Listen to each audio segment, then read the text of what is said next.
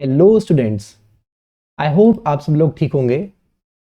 तो ये हमारा आपकी biology line by line NCERT series का चैप्टर थर्ड का रिप्रोडक्टिव हेल्थ जिसका नाम है लेक्चर नंबर थर्ड है। इससे पहले हमने लेक्चर सेकंड को कवर किया था जिसमें हमने कंट्रासेप्टिव मेथड्स के बारे में पढ़ा था। उसमें हमने आपका natural methods, surgical methods, contraceptive methods, injectables, इन सभी के बारे में आपने पढ़ा था। आज हम उससे आगे का कवर करेंगे इस चैप्टर का, और होप सो आज हम इस चैप्टर को ऑलमोस्ट खत्म भी कर देंगे। ठीक है, तो चलिए स्टार्ट करते हैं। अब एक नई टर्म आती है MTP. What is MTP? Medical termination of pregnancy. ये क्या है? तो ध्यान से सुनेंगे, ये बहुत ही ज्यादा इंपॉर्टेंट टॉपिक है और इससे पीवाईक्यू में काफी ज्यादा बार क्वेश्चन आ चुका है। मैं आपको अलग अलग लाइन में से कहां से क्वेश्चन आते हैं वो डेफिनेटली बताने वाला हूं, बट आपको ये एज अ इंपॉर्टेंट टॉपिक पढ़ना है। इंटेंशनल और voluntary termination of pregnancy before full term is called the medical termination of pregnancy. कैसी? इंटेंशनल और voluntary termination of pregnancy before full term is called the medical termination of pregnancy और induced abortion. इसको और क्या बोलते हैं? Induced abortion. पहला stomach कर लीजिए कि एमटीपी का दूसरा नाम क्या है, तो इंड्यूस्ड एबॉर्शन। एमटीपी की फुल फॉर्म क्या है? तो मेडिकल टर्मिनेशन ऑफ प्रेगनेंसी। और ये एक्चुअल में है क्या? अगर इंटेंशनली या फिर वॉलेंट्रीली हम टर्मिनेशन कराएं प्रेगनेंसी का बिफोर फुल टर्म, यानी कि बिफोर जब तक वो मतलब 9 मंथ्स कंप्लीटली गेस्टेशन पीरियड खत्म ना हो जाए, उससे पहले ही हम उसको बिफोर फुल टर्म हम उसको अगर वॉलेंट्रीली या फिर इंटेंशनली उसको टर्मिनेट करा रहे हैं उस प्रेगनेंसी को, तब ये मेडिकल टर्म यूज होती है और उसको कहते हैं medical termination of pregnancy. Okay, अब देखिए, nearly 45 to 50 million MTPs are performed in a year all over the world, which accounts to 1/5 of the total number of conceived pregnancies in a year. ध्यान से सुनना, data सबसे ज्यादा important होता है, questions सबसे ज्यादा वहीं से आने की फ्रीक्वेंसी होती है, लेकिन कभी कभी पूरे पेपर में 100 के 100 क्वेश्चन में से एक में भी डाटा नहीं देते। बट आप इस चीज को देखेंगे कि 45 to 50 मिलियन एमटीपीज परफॉर्म्ड करी जाती है ऑल ओवर द वर्ल्ड। यहां पे पूरे वर्ल्ड की मैं बात कर रहा हूं। अब आप सोचिए, अगर ये एमटीपीज ना हो तो पॉपुलेशन कितना ज्यादा सर्ग लेगा। ठीक है, और अगर इनकी वैल्यू की अगर हम बात करें तो आप ये मान लीजिए कि 1/5 ये नंबर है टोटल प्रेगनेंसीज का, 1/5। यानी कि अगर आप ऐसे मान सकते हो कि 5 कंसीव हो रहे हैं, 5 प्रेगनेंसीज कंसीव हो रही हैं, तो उनमें से 4 प्रेगनेंसीज रिजल्ट इन बेबी और डिलीवरी, और one part results in abortion और एमटीपी। ठीक है, तो ये चीजें आपको ध्यान रखना है, डाटा है। Whether to accept or legalize MTP or not is being debated upon in many countries due to the emotional, ethical, religious and social issues involved in it. अब इसका मतलब क्या है? अब आप देखिए, वो कह रहा है कि एक्सेप्ट करना इस चीज को या लीगलाइज करना, एमटीपी को लीगलाइज कर देते हैं। ये एक डिबेटेबल है। डिबेटेबल क्यों है? क्योंकि इसके पीछे कुछ इमोशनल जस्ट लाइक कि आप किसी मतलब इन द सेंस कि आप किसी बच्चे की हत्या कर रहे हैं, लाइक दैट। तो वो इमोशनल हो गया। कुछ एथिकल इश्यूज होते हैं, कुछ रिलीजियस होते हैं कि हमारे रिलीजन में तो ऐसा नहीं होता, कुछ सोशल इश्यूज होते हैं। ठीक है, वो इन्वॉल्व होते हैं इन चीजों में। इस वजह से ये एक डिबेटेबल कंसेप्ट है, एक डिबेटेबल रूल है या फिर एक डिबेटेबल बिल है, जिसको कोई गवर्नमेंट क्लियरली ग्रीन फ्लैग नहीं दे सकती या रेड फ्लैग नहीं दे सकती। Government of India legalised MTP 1971। Government of India ने भी ये लीगल कर रखी है, लीगलाइज कर दी थी। कब करी थी? 1971 में लीगलाइज करी थी विद सम स्ट्रिक्ट कंडीशंस। तो इसके अंदर बहुत ही ज्यादा स्ट्रिक्ट कंडीशंस रखी गई जिससे कि इसका मिसयूज ना हो जाए। अब आप कहेंगे सर एमटीपी का मिसयूज कैसे हो सकता है? आपने एक चीज पढ़ी थी ना इसी चैप्टर में आगे, एमिनोसेंटेसिस, ऐसे करके कुछ टर्म पढ़ी थी आपने, डेफिनेटली पढ़ी थी। उसमें क्या होता था कि उसमें हम एमनियोटिक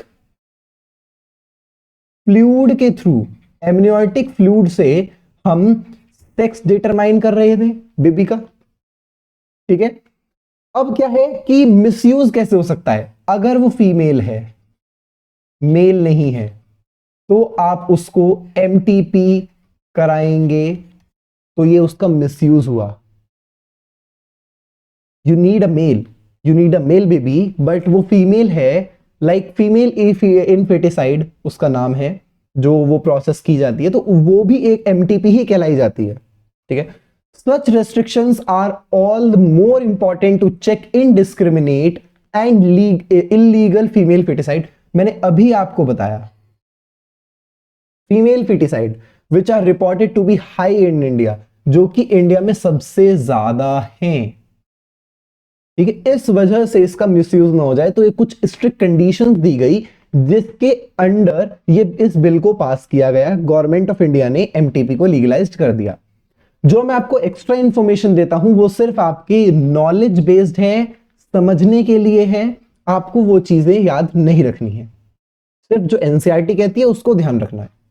अब कहते हैं व्हाई एमटीपी, एमटीपी क्यों?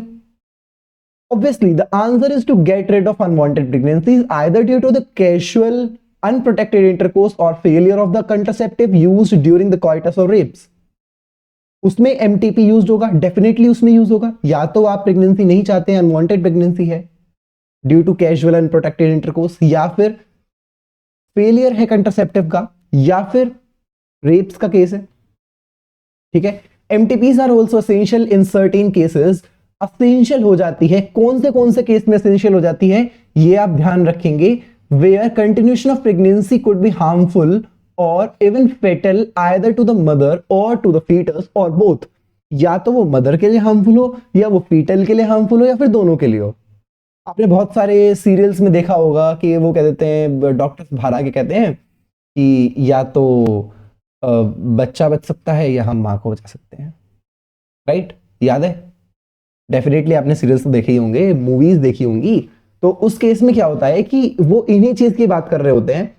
अगर ऐसी कोई सिचुएशन आती है एज अ डॉक्टर, जब आप आगे अपना कोई भी डॉक्टर बनेंगे तो उसके लिए आप जो भी कोर्स करेंगे, जिस भी स्ट्रीम के थ्रू वो कोर्स करेंगे, तो उसमें आपको ये चीजें बताई जाती हैं। और ये कंडीशन आपके सामने अगर आ गई तो आप डेफिनेटली आप एमटीपी के लिए ही जाओगे कि जिसमें मदर की जान को खतरा है या फिर दोनों की जान खतरा है, तो कम से कम एक को तो बचा ही सकते हैं in that sense, okay. MTPs are considered relatively safe during the first trimester। सबसे ज्यादा इंपॉर्टेंट क्वेश्चन है कि केवल और केवल फर्स्ट ट्राइमेस्टर के लिए, ओनली फर्स्ट ट्राइमेस्टर के लिए वो रिलेटिवली सेफ है, अदरवाइज वो सेफ नहीं है। That is up to 12 week of the pregnancy. तो ये भी आ सकता है, इस डाटा को भी ध्यान रख लेना, दोनों में से कुछ भी एक पूछेगा। और ये क्वेश्चन पीवाईक्यू में आया है, तो ऐसा मत मानना कि केवल स्टार मार्क कराया गया है आपको। Second trimester abortions are much more riskier. वो भी जाते हैं लेकिन वो थोड़े रिस्की होते हैं, जो डेफिनेटली मदर को एक रिस्की पोजीशन में ला सकते हैं, ठीक है। One disturbing trend observed is that a majority of MTPs are performed illegally by unqualified quacks which are not only unsafe but could be fatal too. ऐसा भी काफी बार देखा गया है, ये स्टेटमेंट इंपॉर्टेंट नहीं है लेकिन आपके समझने के लिए काफी ज्यादा इंपॉर्टेंट है कि काफी बार ऐसा देखा गया है कि एमटीपीज परफॉर्म करी जाती है इलीगली, जो कि अनक्वालिफाइड डॉक्टर से अनक्वालिफाइड, देखो अगर वो अनक्वालिफाइड होगा तो वो डॉक्टर नहीं कहलाएगा डेफिनेटली। तो जो वो अपने आप को डॉक्टर मानते हैं, है नहीं, तो वो अनक्वालिफाइड ही होते हैं। वो अगर इलीगली इस काम को परफॉर्म कर रहे हैं तो वो अनसेफ तो है ही, आपके लिए आपकी जान खतरा, लेकिन आपकी डेथ भी हो सकती है। आपकी हेल्थ को तो खतरा है ही, लेकिन आपकी डेथ भी हो सकती है। Another dangerous trend is the misuse of amniocentesis, जो कि मैंने अभी आपको समझाया, to determine the sex of the unborn child. तो वो amniocentesis का इसलिए भी यूज करते हैं, फिर उसके बाद में वो MTP परफॉर्म कराते हैं. Frequently, if the fetus is found to be female, मैंने आपको समझाया है कि अगर वो फीमेल होगी, it is followed by the MTP, तो फिर MTP कराई जाती है. This is totally against what is legal, और ये totally illegal है, against the legal है. This action is against legal action. This practice is illegal. ठीक है. Such practices should be avoided because these are dangerous both for the young mother and the fetus too. दोनों के लिए वो definitely एक dangerous है, एक डेंजरस चीज है. अगर आप सेकेंड ट्राइमेस्टर में उस चीज को करा रहे हो तो वो डेफिनेटली डेंजरस है. Effective counseling on the need to avoid unprotected coitus and the risk factors involved in illegal abortions, as well as providing more healthcare facilities, could reverse the mentioned unhealthy trend. तो इससे अच्छा है कि आप risk factors ना लेते हुए, risk को कम करते हुए आप अनप्रोटेक्टेड इंटरकोर्स को अवॉइड करें और एक प्रोटेक्टेड इंटरकोर्स की तरफ जाएं, जिससे कि आपको क्या होगा, ये इलीगल काम आपको करने ही नहीं पड़ेंगे. ठीक है. अब है STIs, the most important part of this chapter. ये MTP और STIs से यहां पे क्वेश्चन बनते ही बनते हैं. ठीक है. तो अब इसे स्टार्ट करते हैं. Infection or diseases which are transmitted through the sexual intercourse are collectively called sexually transmitted disease. क्या बोलते हैं उनको? Sexually transmitted disease और infections.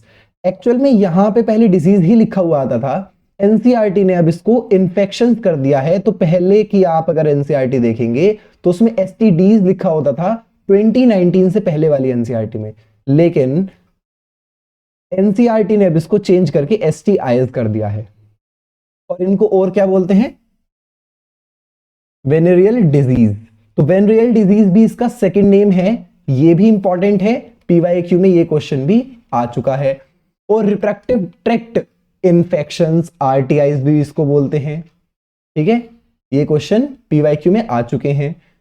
अब कौन कौन से हैं उनका भी ध्यान रखना. Gonorrhoea, syphilis, genital herpes, chlamydiasis, genital warts, trichomoniasis, hepatitis B, and of course the most discussed infection in recent years, HIV leading to the AIDS, are some of the common STIs. ये some of the common STIs हैं, sexually transmitted infections, जिनका यहां पे जिक्र किया गया है. और सबसे ज्यादा अगर आपको कुछ recent year में डिस्कशन का टॉपिक मिला है वो HIV है, जो एड्स कराता है. ठीक है. Human immuno deficiency virus HIV, जो कि एड्स की बीमारी कराता है. ये एक्चुअल में आपने देखा होगा कि ये इतना ज्यादा डिस्कस और ट्रेंड में आ चुका है कि अब हम एड्स डे भी मनाते हैं, वर्ल्ड एड्स डे. और इसका एड्स की फुल फॉर्म होती है acquired immuno deficiency syndrome.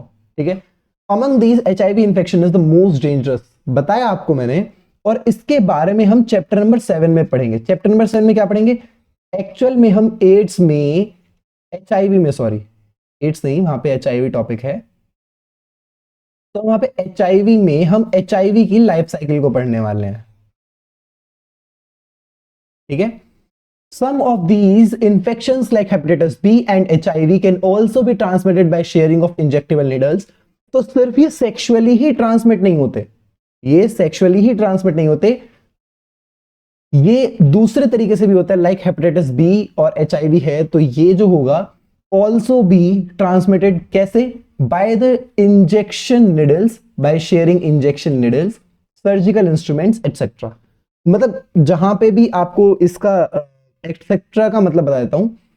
Actual में हर वो जगह जहां पे आपके हाथ में, आपके पूरी बॉडी पे कहीं भी कट है, other than sexually transmitted, other than sexual intercourse, जहां पे भी आपके कहीं भी कट है, या फिर आप थ्रू माउथ, गट, जैसे भी अगर वो आपके अंदर जाएगा और वो आपकी बॉडी के अंदर चला गया, देन डेफिनेटली वो आपको इन्फेक्ट करेगा और आप इन्फेक्टेड पर्सन हो जाओगे. अगर आप इन्फेक्टेड पर्सन की पास में या फिर उसके कांटेक्ट में आए हैं तो। With infected person transfusion of blood, जैसे कि मैंने आपको बताया ट्रांसफ्यूजन, ब्लड का ट्रांसफ्यूजन इसमें मेन कोज है, और from an infected mother to the foetus too, और अब एक इन्फेक्टेड मदर से उसके फीटस में भी डेफिनेटली जाएगा ही जाएगा। ये डेफिनेट है, ये चांसेस के लिए नहीं होता, ये डेफिनेट है। Except for the hepatitis B, genital herpes and HIV infections, other diseases are completely curable if detected early and treated properly. इन दोनों को छोड़ के, ये मार्क कर लीजिए, PYQ का क्वेश्चन है, सिलेक्ट द करेक्ट स्टेटमेंट का।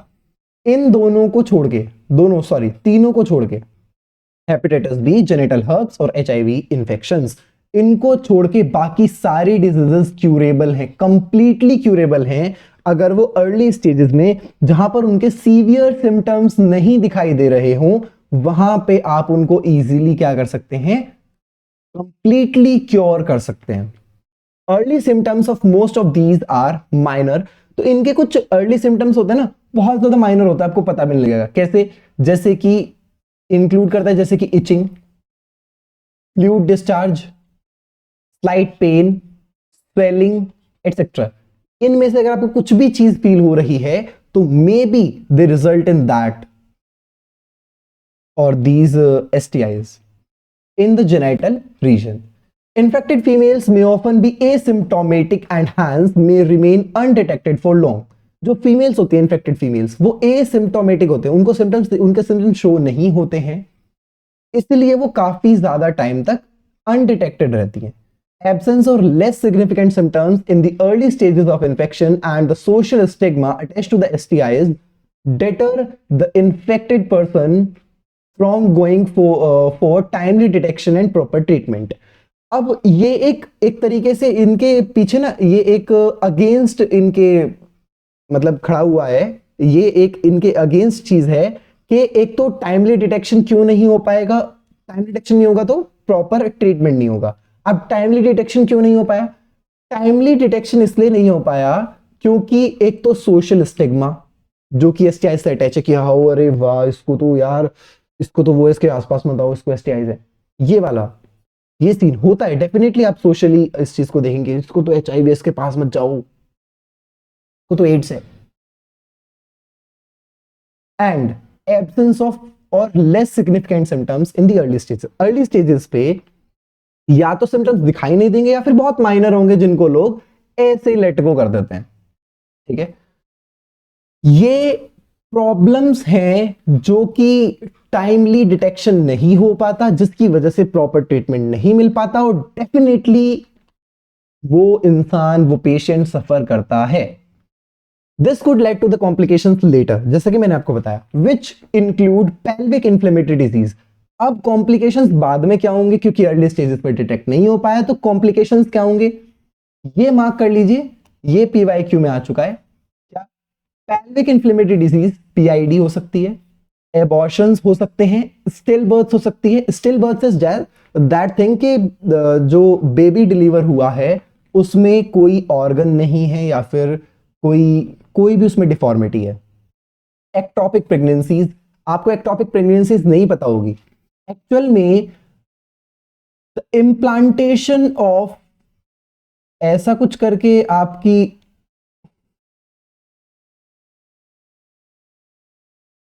यूट्रस होती है और ये फेलोपियन ट्यूब है। ठीक है, तो अब क्या है कि the implantation of embryo other than the site of uterus is called the ectopic pregnancy. समझ में आया? मैं बताता हूं हिंदी में। अगर यूट्रस की जगह कहीं भी फेलोपियन ट्यूब में कहीं भी वो इम्प्लांट हो जाए, yes, ऐसा भी होता है, तो वो एक एक्टोपिक प्रेगनेंसी कहलाती है। ठीक है, इनफर्टिलिटी और even cancer of the reproductive tract, और कैंसर भी हो सकता है। STIs are the major threat to a healthy society. Therefore, prevention or early detection and cure of these diseases are given prime considerations under the reproductive health care programs. तो इस वजह से, इन वजह से, क्योंकि ये अर्ली डिटेक्शन इनका अगर मिल जाए तो ये क्योरेबल है, तो इसके लिए रिप्रोडक्टिव हेल्थ केयर प्रोग्राम्स जो हैं उनमें, आरसीएच प्रोग्राम्स जो हैं उनमें सबसे ज्यादा जो कंसिडरेशन है, प्राइम जो कंसिडरेशन, सबसे पहली कंसिडरेशन इन्हीं चीजों को दी जाती है। दो all persons are vulnerable to these infections, their incidents are reported to be very high among people in the age group of 15 to 24 years। ये सबसे ज्यादा इंफेक्शंस आपको कहां देखने को मिलेंगे? सबसे ज्यादा तो 15 टू 24 ईयर्स के बीच में आपको ज्यादा देखने को मिलते हैं। The age group to which you also belong, जिस एज ग्रुप में आप भी बिलोंग करते हैं। डेफिनेटली आप में से मैक्सिमम लोग 15 से 24 ईयर्स के बीच में होंगे, डेफिनेटली होंगे। तो यही वो एज है जहां पे इंफेक्शन सबसे ज्यादा रिपोर्ट किए जाते हैं। There is no reason to panic because prevention is possible. देखो, पैनिक होने की जरूरत नहीं है, ये एनसीईआरटी कह रही है कि प्रिवेंशन पॉसिबल है। और प्रिवेंशन क्या है वो ध्यान से सुनना। One could be free of these infections by following the simple principles given below. कौन से? Avoid sex with unknown partners, unknown partners से या फिर मल्टीपल पार्टनर्स के साथ में सेक्स नहीं करना चाहिए। Always try to use condoms during coitus, and in case of doubt one should go to the qualified doctor for early detection and get complete treatment if diagnosed with infection। ये आपके क्या है, कुछ principles हैं, इनको याद करने की जरूरत नहीं है, यहां से क्वेश्चन ज्यादा नहीं बनता है। एक और बहुत अच्छा टॉपिक, ये टॉपिक ऐसे हैं जहां से आपको एक ना एक क्वेश्चन जरूर से मिल ही जाएगा, और इस चैप्टर से 2 से 3 क्वेश्चन आते हैं, ज्यादा भी आ सकते हैं। आप ये मान लीजिए कि 2 से 4 क्वेश्चन के बीच में इस चैप्टर से आपको मिलेंगे, और वो इनफर्टिलिटी पर भी हो सकते हैं, वो एमटीपी पर भी हो सकते हैं, एसटीआईज पर भी हो सकते हैं, और तीनों पर भी हो सकते हैं। ठीक है, ये आपको सोचने की और समझने की काफी ज्यादा जरूरत है, क्योंकि ये बहुत ही ज्यादा इंपॉर्टेंट टॉपिक्स हैं। अब इनफर्टिलिटी पे आते हैं। A discussion on reproductive health is incomplete without a mention of infertility, क्योंकि ये आजकल के टाइम पे बहुत ही ज्यादा कॉमन चीज एक चल पड़ी है। इनफर्टिलिटी आजकल के टाइम पे काफी ट्रेंड में है। तो जब हम रिप्रोडक्टिव हेल्थ की बात करते हैं और इसकी बात, इसको मेंशन ना करें, तो ये इनकम्प्लीट से लगता है रिप्रोडक्टिव हेल्थ। ठीक है, उसका डिस्कशन तो अब देखते हैं। ऐसा एनसीईआरटी कहती है, a large number of couples all over the world including India are infertile. ये बात आपको ध्यान रखनी पड़ेगी, ये बहुत ही डीप बात है, क्योंकि आप इसका उल्टा ही लिख के आओगे पेपर में। वो कह रहे हैं large number of couples all over the world including India are infertile. Infertile कौन होते हैं? जो फर्टाइल नहीं होते, जो रिप्रोड्यूस नहीं कर सकते, that is are unable to produce child in spite of unprotected sexual cohabitation. The reason for this में भी कुछ भी रीजन हो सकता है, मैनी फिजिकल, ठीक है, कुड बी मैनी, कुछ भी हो सकता है, like physical, congenital diseases, drugs, immunological, और इवन साइकोलॉजिकल रीजन भी हो सकता है। ठीक है, in India often the female is blamed for the couple being childless. Female को ब्लेम किया जाता है कि उसके पास में मतलब वो चाइल्ड रिप्रोड्यूस नहीं कर सकती, लेकिन but more often than not the problem lies in male partner also. यहां पे ऑल्सो लगाऊंगा मैं, बिकॉज दोनों में से किसी में भी प्रॉब्लम हो सकती है। वो आपको पर्टिकुलर, देखो आज के टाइम पे जो डायग्नोसिस है वो काफी ज्यादा एडवांस हो गए हैं, तो वहां पे हमें क्लियर पता लग जाता है कि एक्चुअल में प्रॉब्लम है किसमें, मेल में या फीमेल में। लेकिन अर्ली टाइम पे ऐसा नहीं था, तो वहां पे सिर्फ और सिर्फ फीमेल्स को ही ब्लेम किया जाता था टू नॉट हैव चाइल्ड और being childless. Specialized health care units could help in diagnose and corrective treatment of some of these disorders and enable these couples to have children। Actual में ऐसे कुछ specialized health centers, health care units हैं जिनको आप infertility clinics बोल सकते हैं, या फिर और भी बहुत ज्यादा, मतलब अलग अलग तरीके नाम से आपको वो चीजें मिल जाएंगी, लेकिन सबका मोटिव एक ही होता है कि करेक्ट ट्रीटमेंट को देना, पहले डायग्नोस दे लेना कि क्या प्रॉब्लम है, प्रॉब्लम कहां है, फिर एक करेक्टिव ट्रीटमेंट देना इन डिसऑर्डर्स के लिए, और अनेबल करना कपल्स को कि उनके पास में उनको चाइल्ड हो। वो अपनी जनरेशन को फर्दर आगे चला सके। However, where such corrections are not possible, लेकिन जहां पे ये करेक्शन पॉसिबल नहीं होते वहां पे the couples could be assisted to have a child through certain special techniques commonly called art। और art क्या है? assisted reproductive technologies। अगर आप उनको करेक्शन नहीं दे पाते हो, अगर आप उनको करेक्शन नहीं दे पाते हो, डायग्नोस के बाद में आपको पता लगा कि हम इसका तो करेक्शन नहीं कर सकते हैं, तब आपको आर्ट की हेल्प लेनी पड़ती है, असिस्टेड रिप्रोडक्टिव टेक्नोलॉजीज की, and definitely they will not being childless. Okay, next, in vitro fertilization that is IVF. बहुत इंपॉर्टेंट है ये वाला topic, in vitro fertilization that is IVF। Fertilization outside the body is almost similar condition as that in the body। Same similar conditions provide कराई जाती है laboratory में, जो कि बॉडी के अंदर होती हैं, to fertilize that, for fertilization कह सकते हैं, या फिर to fertilize that ovum and sperm, जो भी है, followed by the embryo transfer. अब इसके अंदर और कौन सी आती है? Embryo transfer technology. Embryo transfer technology भी इसी का पार्ट ही है, मतलब इसी का पार्ट नहीं कह सकते, वो आर्ट के अंदर ही आता है जिसमें एम्ब्रियो को ट्रांसफर किया जाता है।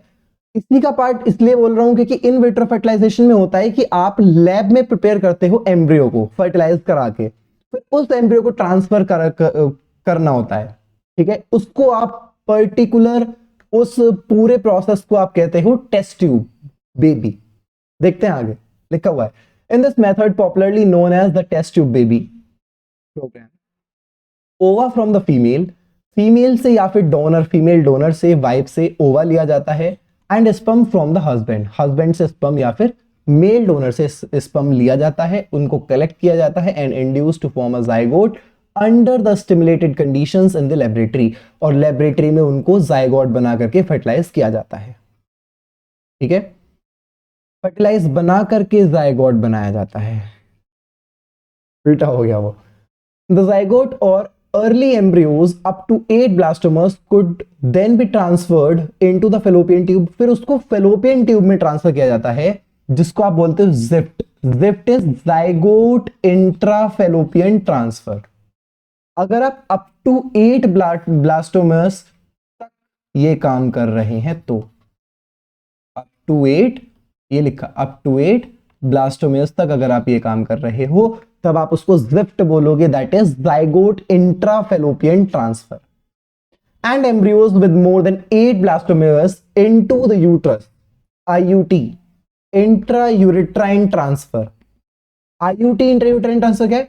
अगर आप यूट्रस के अंदर उसको इंप्लांट कर रहे हो और वो मोर देन 8 ब्लास्टोमियर्स का है, तब आप ये टर्म यूज करोगे intrauterine transfer. Complete its further development, embryos found in vivo fertilization। अब in vivo क्या है? ध्यान सुना, fusion of gametes with in the female, उसको आप इन विवो फर्टिलाइजेशन कहेंगे। यहां पे विट्रो में और वीवो में बच्चे कंफ्यूज होते हैं। Also could be used for such transfer to assist those females who can't conceive, जो कंसीव नहीं कर सकती उनके लिए इन विवो फर्टिलाइजेशन भी है, जहां पे फीमेल किसी दूसरे फीमेल के अंदर वो फर्टिलाइज कराया जाता है। Transfer of an ovum collected from a donor into the fallopian tube, that is GIFT. GIFT क्या है? Gamete intrafallopian transfer. अगर कोई विमेन ओवम नहीं बना पा रही है, तब हम गिफ्ट का यूज करते हैं, gamete intrafallopian transfer of another women who can't produce one. किसी और विमेन का ओवम उसमें डाला जाता है और फिर आप गिफ्ट यानी कि गेमीट इंट्राफैलोपियन ट्रांसफर करा सकते हैं। But can provide suitable environment for fertilization and further development is another method attempted. ये मेथड तभी कर सकते हैं जब हमको पता हो कि फर्टिलाइजेशन के बाद, इवन फर्टिलाइजेशन भी उस फीमेल के अंदर हो जाएगा और फर्टिलाइजेशन के बाद भी वो सूटेबल एनवायरमेंट प्रोवाइड कर पाएगी for the development of baby और फीटस। ओके, तभी हम गिफ्ट को क्या करते हैं? अटेम्प्ट करते हैं। अच्छा, ये जो यूट्राइन ट्रांसफर था, इसमें क्या था, मोर देन 8 ब्लास्टोमर्स।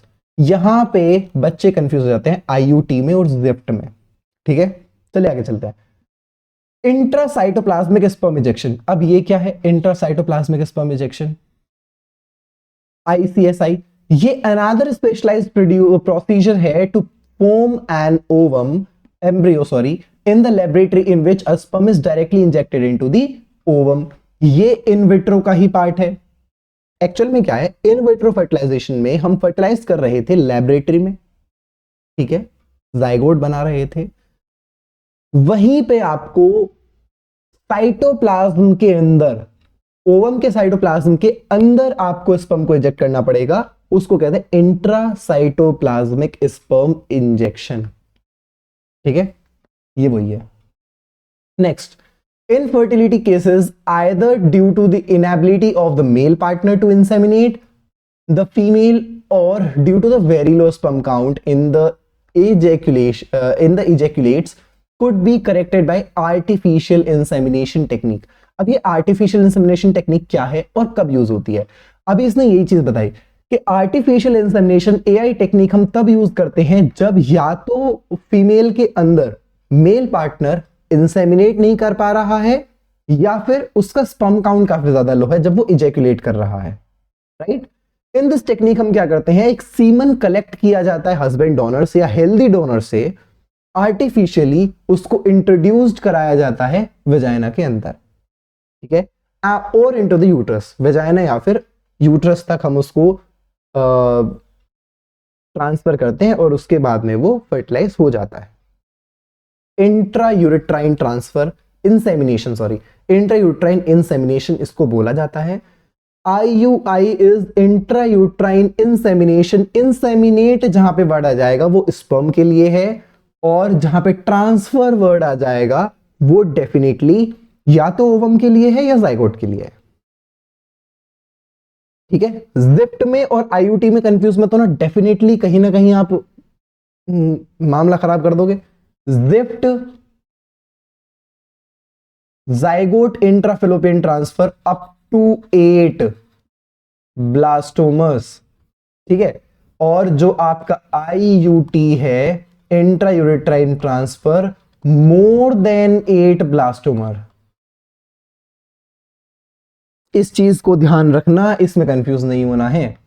दो options are many, all these techniques require extremely high precision handling by specialized professionals and expensive instrumentation. देखिए ये सभी तक इसलिए भी नहीं पहुंच सकता, ये यहां पे थोड़ा सा इसका लैक है कि इसमें एक तो एक्सपेंसिव इंस्ट्रूमेंटेशन का यूज किया जाता है, लेबोरेटरीज का खर्चा, इंस्ट्रूमेंटेशन का खर्चा काफी ज्यादा हो जाता है और इसको हैंडल भी काफी ज्यादा प्रिसाइजली किया जाता है। एक्सट्रीमली हाई प्रिसीजन पे इस चीज को स्पेशलाइज्ड प्रोफेशनल्स के थ्रू किया जाता है, नॉर्मली कोई भी नहीं कर सकता, अगर कोई करता भी है तो उससे हेल्थ इश्यूज डेफिनेटली वो आपके लिए फेटल भी हो सकता है, right. Therefore, these facilities are presently available only in very few centers in the country। ये यहां पे स्टेटमेंट जो है वो मेरे को थोड़ी सी अकॉर्डिंग टू NCERT है तो आप इसको पढ़ सकते हैं, लेकिन ये स्टेटमेंट कहीं ना कहीं अब रॉन्ग प्रूफ होती जा रही है क्योंकि हर एक सिटी में कोई ना कोई सेंटर जरूर से खुल रहा है, ठीक है। Obviously their benefits is affordable to only a limited number of people. मैंने बताया इसके बेनिफिट्स कुछ ही लोग उठा सकते हैं क्योंकि फिर वही मनी वाली बात, फाइनेंशियल एक्सपेंस वाली बात। Emotional, religious and social factors are also deterrents in the adoption of these methods। Emotional, religious और social कैसे? देखिए इमोशनल, रिलीजियस और सोशल जब हम इन बारे में बात करते हैं तो सबसे ज्यादा जो हमें प्रॉब्लम करता है वो सिर्फ सोशल ही है। एक्चुअल में क्या होता है कि जब हमें लो स्पर्म काउंट था मेल में या फिर मेल में इजैकुलेशन इंसेमिनेशन नहीं हो पा रहा था, उस कंडीशन में हम हेल्दी डोनर को ढूंढते हैं और इंस्टीड ऑफ हस्बैंड हम हेल्दी डोनर का स्पर्म लेते हैं, तो वहां पे क्या रिलीजियस और आपके इमोशनल, एथिकल और सोशल इश्यूज आ जाते हैं, right. Since the ultimate aim of all these procedures is to have a child, भाई अल्टीमेट एम तो यही है ना कि to have a child. In India we have so many orphan and destitute children who would probably not survive till maturity unless taken care of. तो अगर आपको children ही चाहिए तो आप ऐसा भी कर सकते हैं कि जो ऑर्फन और डिस्टिट्यूट चिल्ड्रंस होते हैं आप उनको भी अडॉप्ट कर सकते हैं, जो क्योंकि उनकी केयर नहीं हो रही है तो मेच्योरिटी तक आते आते वो मर भी जाते हैं, बहुत सारे सर्वाइव नहीं कर पाते हैं. Are laws permit legal adoption, हमारे लॉज में लीगल अडॉप्शन है and it is as yet one of the best method for couples looking for parenthood. और जो पेरेंटहुड के लिए सोच रहे हैं उनके लिए सबसे ज्यादा best method, one of the best method इसको बोला जा सकता है. तो यहां पे आपका चैप्टर 3 खत्म होता है. चैप्टर 3 खत्म होता है और इसके बाद में अगर आपको कोई टॉपिक इस पूरे चैप्टर में समझ में नहीं आया है तो आप उसको एक बार दोबारा समझेंगे. अगर फिर भी समझ में नहीं आता है, तरीका समझ में नहीं आता है, तो आप हमें कमेंट करके बताएंगे. कोई और डाउट हो अदर देन एनसीईआरटी आप हमें कमेंट करके बताएंगे. We will definitely send you solution. कैसे भी करके हम उसको अरेंज करने की कोशिश करेंगे. अगर आपके डाउट्स ज़्यादा होते हैं तो हम उस पर एक सेपरेट वीडियो भी बना सकते हैं. हम उस पर एक सेपरेट वीडियो बनाएंगे और जो भी आपके डाउट्स होंगे उस वीडियो में क्लियर कर दिए जाएंगे. ठीक है. अब चैप्टर 4 हम जल्दी स्टार्ट करने वाले हैं. तब तक के लिए थैंक यू. पढ़ते रहिए. अभी जोर लगा के पढ़ना पड़ेगा आपको क्योंकि बहुत ही पास में आपका एग्जाम है. तो पढ़ते रहिए. ऐसी कोई प्रॉब्लम नहीं है. कोई प्रॉब्लम होगी तो उसको भी टैकल कर लेंगे, डेफिनेटली कर लेंगे. हम आपको जानते हैं because you all are actually doctor to be. ठीक है. तो अपने फ्यूचर को, और हम भी आपको एज अ फ्यूचर डॉक्टर देखते हैं, अपने फ्यूचर को